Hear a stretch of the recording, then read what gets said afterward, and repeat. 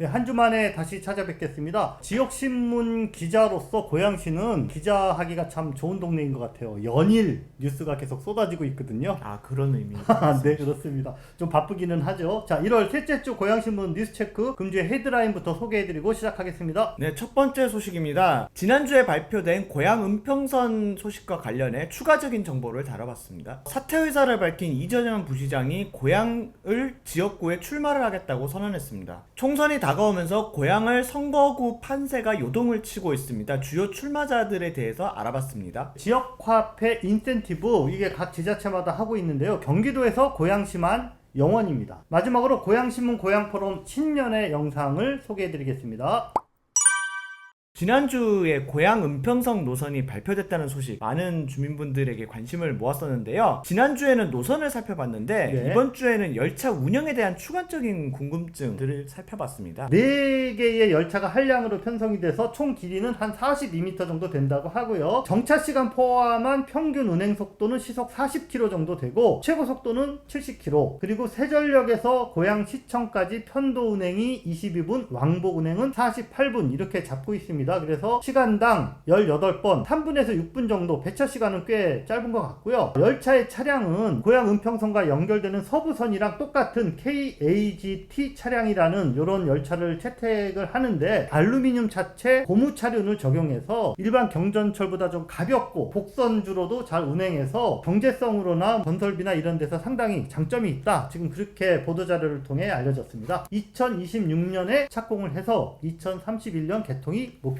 이날 공청회 이후 토론회 자리에서 건설비와 운영비 관련된 이야기도 좀 나왔다고 하던데요. 총 사업비, 다시 말해 건설비는 약 1조 7천억 원이 예상이 되는데, 잘 아시는 것처럼 강릉 신도시의 광역교통 개선 대책으로 만들어지는 노선이기 때문에 정부 재정 사업으로 LH에서 전액을 투입을 하게 됩니다. 자, 문제는 다 만들어진 다음에 운영비인데, 기초지자체가 원해서 광역철도를 신설하게 되면 운영비의 100%를 기초지자체가 부담하도록 되어 있습니다. 다시 말해서 고양 은평선이 운행하는 운영비는 고양시가 부담해야 된다. 그렇다면은 과연 얼마의 돈이 들어가느냐? 개통 이후 40년 동안 소요되는 운영비를 따져봤더니 9,748억 원으로 예상된다라는 수치가 거의 1조 원이네요. 많습니다. 자, 이거를 이제 평균적으로 나눠보면 지금 현재 가치로 1년에 약 240억 원을 고양시가 운영비로 부담해야 된다라는 결론입니다. 따라서 이에 따른 준비를 지금부터 착실히 좀 해야 되지 않냐라는 의견이 나오고 있습니다. 고양시정연구원 관계자는 특별기금 형태로 해마다 운영비용을 지금부터 미리 적립해 놔야 된다라는 의견을 밝히기도 했습니다. 관심을 많이 모으는 게 네. 이 고양 은평선이랑 이제 직결 연결된다고 발표됐던 그 네. 서부선 노선 굉장히 관심이 많잖아요. 맞습니다. 서부선이 이제 똑같은 그런 경전철인데 세전역까지만 가면 큰 의미가 없잖아요. 근데 이 서부선은 사실상 고양 은평선이랑 환승 안 하고 논스톱으로 연결되기 때문에 하나의 노선이다라고 이해하시면 되고요. 고양 은평선보다 진도가 지금 빨라서 실시 설계 중이고 올해 하반기에 이제 착공을 하는 그런 노선입니다. 고양시를 출발해서 서울 은평구, 서대문구, 동작구, 그리고 남쪽의 관악구, 서울의 중심부를 이렇게 관통하면서 여러 노선들과 환승이 되기 때문에 상당히 이렇게 알짜 노선이다, 이렇게 보시면 되겠습니다. 세전역에서는 6호선, 신촌에서 2호선, 광흥창에서 다시 6호선, 노량진에서는 1호선, 장승배기에서 7호선, 그리고 종착점인 서울대역에서는 2호선과 환승이 됩니다. 연초에 갑작스런 직위해제 통보로 지역사회에 큰 파문이 일었던 이정영 제2부시장, 정무부시장 이후의 행보가 어떻게 될 것인지 관심이 높았는데요. 결국에는 사퇴의 의사를 밝혔다고요. 지난주 목요일이죠. 11일날 시의회 영상회의실에서 이 사퇴 기자회견을 열었습니다. 사실 기자회견을 연다고 그랬을 때 중요한 게 나오지 않을까, 네, 그런 거 했었는데 결과적으로 말씀드리면은 폭탄선은 이런 것들은 없었고요. 직위 해제 사유, 거기에 대해서 조목조목 반박을 하는 시간을 가졌습니다. 총 3가지 사안에 대해 반박을 했는데요. 자세한 내용은 이제 기사를 참고해 주시면 될 것 같고, 핵심 내용이 이제 두 번째 사안이었습니다. 직접적인 이제 직위해제 결정 계기로 알려졌던 도시계획 조례 개정안 제2요구 거부, 이재명 부시장이 이제 해명을 했어요. 당시 고양시와 시의회가 업무 추진비 삭감 문제로 이제 대립이 굉장히 첨예했었고, 집행부 업추비가 영원으로 통과가 되면서 이 관계 공무원들이 거의 이제 완전 사기가 바닥이었고 일을 할 수 없는 상황이었다. 그래서 자기가 직접 이제 정무부시장으로서 나서가지고 중재 중재를 하고 이렇게 문제를 해결하고 있는 중이었는데 갑자기 이 조례 건을 가지고 제2요구권을 이제 걸고 들어가니까 이거 지금 하면 안 된다 해가지고 이제 본인이 사실은 거부했다. 이거에 대해서 거부했다라는 거예요. 그런데 뭐 결과적으로 이제 뭐 시장의 눈밖에 나서 사퇴 요구를 이제 받긴 했지만은 어쨌든 간에 이런 제2요구 거부 이유에 대해서 이제 밝혔습니다. 이정영 부시장의 이야기만 듣고 보면 직위 해제를 당할 만한 딱히 그런 이유인가 뭐 이런 생각도 좀 드는데요. 성향상 본인의 말을 안 듣는 것도 못 참는 성격이시다 보니까 사퇴시킨 거 아니겠나 추측들이 있고요. 문제는 이제 그만두게 한 방식인데 이게 해외에 나가 있었잖아요. 그 네. 와중에 이제 밑에 사람 시켜가지고 사표 요구를 이제 받은 거고 그거 이제 거부를 하니까 다음날 바로 인사위원회 열어가지고 직위해제 통과시킨 거 아닙니까? 최소한의 법적 절차와 상대방에 대한 예의는 필요한 거 아니냐? 강하게 반발했다 이렇게 네. 얘기를 했는데 사실 좀 약간 시청 이전 절차 생각나기도 하지만은 모든 거를 법대로 할 거면은 이 법관한테 시정을 맡기는 건데 시장의 정치인이 맡는 이유가 뭐냐?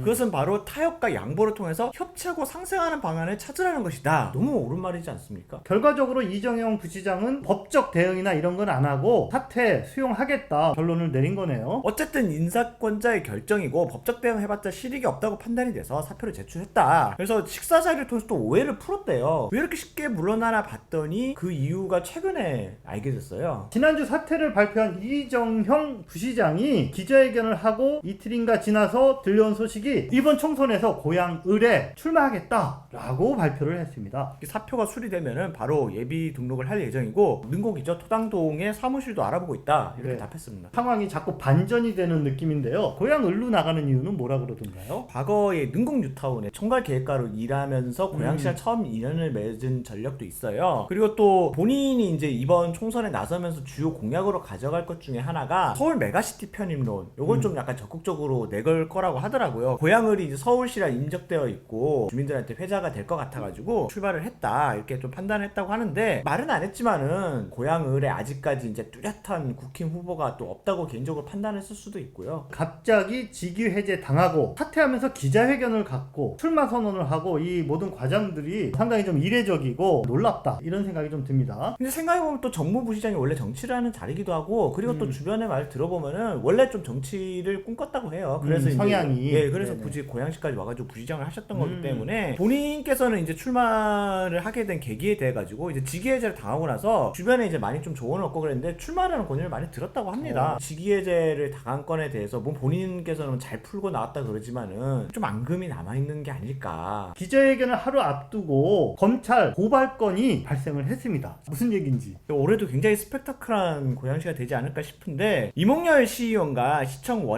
원안건립추진연합회가 의정부지검 고양시청에 이정현 부시장을 고발을 했습니다. 주요 내용은 이제 기부금 모집에 관한 법률 위반, 부정청탁 금지에 관한 법률 위반, 허위 공문서 작성 등의 혐의를 적시를 했고요. 구체적으로 어떤 사안 때문인지 좀 설명해 주세요. 요진 업무 빌딩의 주출입문 공사를 이제 요진 측으로부터 무상으로 이제 제공받은 혐의. 이거 이제 막 뇌물죄 아니냐 막 이런 얘기 오갔었던 그 부분이랑 업무 빌딩에 대한 시청으로 설계하는 그 설계 도면 이거 어디서 났느냐? 이것도 그쪽에서 제공받았다. 뭐 이런 좀 논란이 있었었죠. 네네. 그 두 가지 부분에 대해서 좀 문제가 됐던 거고요. 이몽열 의원이 발언한 영상이 있습니다. 영상을 통해서 확인하시면 될 것 같아요. 그냥 사표를 내고 가게 할 수는 없다. 반드시 공무원으로서 본인이 한 일에 대해서 책임을 반드시 물어야 된다.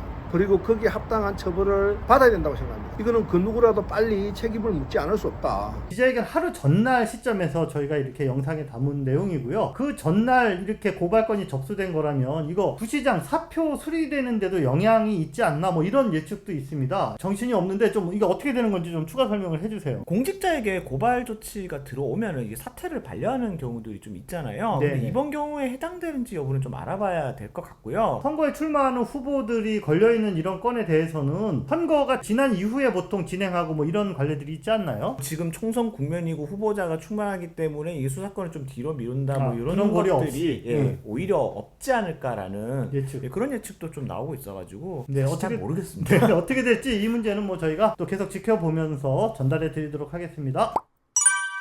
말이 나온 김에 고향을 지역 가장 좀 핫한 지역구 중에 하나인데 우선 더불어민주당부터 확인해 보도록 하죠. 잘 아시는 것처럼 더불어민주당 지금 현역 국회의원이 한준호 의원이죠. 워낙 전국적으로 지명도를 얻고 있고 그래서 뭐 누가 뭐래도 지금 가장 유리한 국면에서 이번 총선을 준비하고 있는 것으로 그렇게 보고 있고요. 한준호 캠프에서는 여론조사가 있었는데 상대 후보를 월등히 앞선다라는 그런 결과가 나왔다는 소식이 전해졌고요. 여기에 도전하는 더불어민주당의 예비 후보는 지난 대선에서 이재명 후보의 법률 특보를 지낸 서누리 변호사입니다. 정가에서 꽤 오랫동안 이렇게 활동을 한 분이라 그러더라고요. 그리고 특별히 고양시랑은 그 정재호 전 국회의원과 아주 절친한 사이로 이렇게 알려졌습니다. 서누리 변호사 측 캠프에서는 최근에 전현직 시도 의원들이 뭔가 좀 변화의 움직임이 있다 또 이런 소식을 전하기도 했습니다. 반면에 민주당의 또 유력한 후보 중에 한 명이었죠. 국회의원도 한 번 지내고 또 시장 2번이나 지낸 최성 전 고양시장은 더불어민주당을 탈당하고 이낙연 신당 이곳의 핵심 멤버로 지금 이렇게 활동을 하고 있습니다. 국민의힘 같은 경우는 고양시 을지역이 여기가 이제 김필래 당협위원장이 지난 지방선거에서 고양시장 후보로 출마를 하면서 당협위원장직을 내놨거든요. 그 이후에 신임 당협위원장이 지명이 안 됐어요. 지금까지 계속 공석으로 무주공산이다 뭐 이렇게 되어 있었는데 자 우선 이 김필래 전 당협위원장이죠. 여성 시의회 의장을 지낸 지역에 아주 뿌리가 깊은 이런 정치인 이번에 또 역시 도전을 하고요. 그리고 이균철 국민의힘 중앙당 부대변인도 어느새 10년 넘게 지역에서 이렇게 텃밭을 일궈오고 있고 장석환 대진대 환경공학부 교수도 출사표를 냈습니다. 자, 이 세 분의 공통점은 8년 전 안철수 대표를 중심으로 바람을 일으켰던 국민의당 이곳에서 또 함께 몸을 담고 있었다라는 이런 좀 인연이 있습니다. 자, 이분들 뿐만이 아니라 새로운 얼굴들도 있습니다. 홍종진 국민의힘 중앙위원회 건설분과 부위원장 그리고 2022년 종로구 보궐선거에서 국민의힘 예비후보로 나왔었던 정병두 예비후보 경기도 의원 지낸 정문식 후보 이런 분들이 이번에 새로 출마 의사를 밝히고 있습니다. 여기에 아까 전해드렸던 이정영 부시장의 출마 소식까지 더해지면서 국민의힘은 경선에서 모두 7명의 후보가 지금 현재로서는 경쟁을 하는 자 이런 상황이 펼쳐졌습니다. 진보당에서는 7대 8대 경기도 의원을 지낸 송영주 진보당 사무총장 변함없이 꾸준히 고향 을에서 진보정치의 텃밭을 갖고 오고 있고요. 최근에 정의당을 탈당한 박원석 전 국회의원 더불어민주당 탈당파인 그 원칙과 상식 뭐 세 분의 의원들이 있잖아요. 자 이분들이랑 같이 가칭 미래대연합이라는 새로운 이름을 내걸고 신당 창당의 주역으로 이렇게 공식 이제 선언을 했는데 재미있는 거는 이 박원석 전 의원이 나는 무조건 지역구에 도전하겠다라는 의사를 밝혔거든요. 시사 프로에서 제가 최근에 들었는데 근데 이분이 21대 총선에 고향 을에 출마를 했었던 경력이 있거든요. 그래서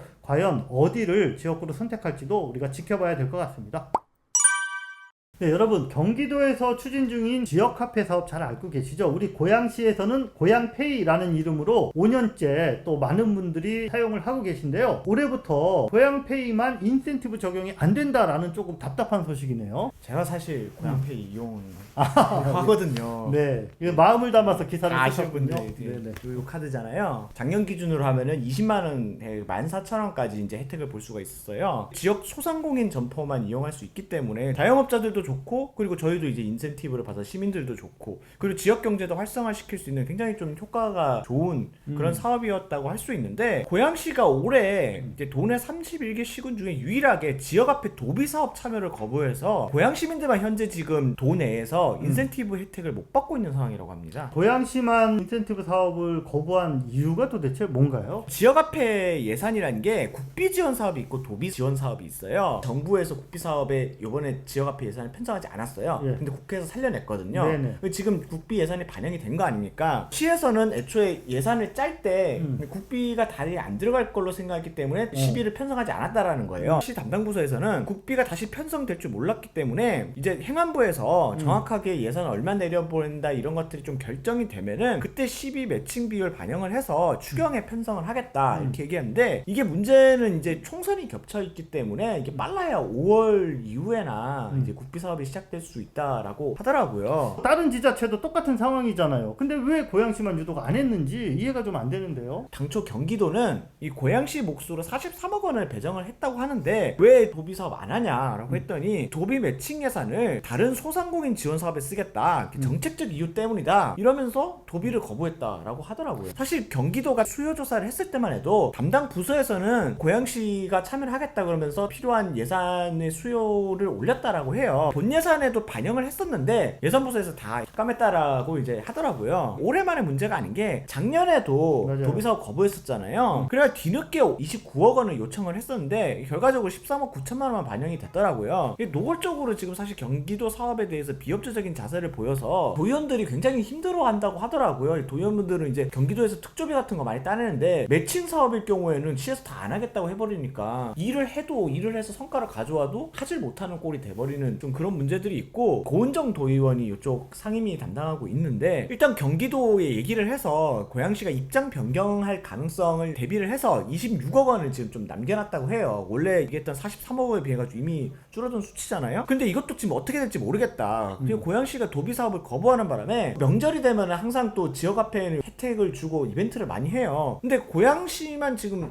아무런 혜택을 못 받게 되는 상황이라는 거죠. 도에서 이렇게 지원해 주겠다는 돈을 안 받는 이유가 대체 뭔지 모르겠다 막 이러면서 답했습니다. 고양페이 인센티브 삭감 소식이 전해지면서 시민들 그리고 지역 소상공인 심지어는 고양시 공무원 노조 등 공공분야 노조 8개 단체가 연대하는 고양시 공공노동조합 연대에서도 이 예산 편성을 요구하는 성명서를 발표하기도 했습니다. 안 그래도 지역 경제도 어려운데 고양시가 지금이라도 지역 카페 도비 사업에 좀 적극적으로 참여해야 되지 않을까 생각이 됩니다. 네, 1월 15일 월요일 저녁 시간에 일산 동구청에서 고양신문과 고양포럼이 함께 주최하는 2024 신년회 자리가 있었습니다. 우리 고양시 각 동별 또 지역별 이렇게 대표자분들, 여러 시민사회 단체에서 활동하시는 그런 분들, 그리고 또 선출직 공직자들, 시도의원, 또 아무래도 총선을 앞두고 있어서 내년 총선에 출마하는 여야를 떠나서 많은 그런 또 정치인들이 한자리에 모여서 신년을 축하하고 서로를 격려하는 이런 훈훈한 시간을 가졌습니다. 참석해주신 모든 분들 감사드리고요. 2024년 우리 모든 독자 여러분들과 함께 희망차고 또 행복한 한 해를 열어가기를 기원하겠습니다. 시민으로 당당하게 이야기할 수 있고 대화할 수 있고 토론할 수 있고 연대할 수 있는 자리를 고양신문과 고양포럼이 더 자주 많이 마련하도록 하겠습니다. 많이 지켜봐 주시고 철없는 장면이 나오더라도 널리 봐주시고 비판해 주시길 바랍니다. 감사합니다.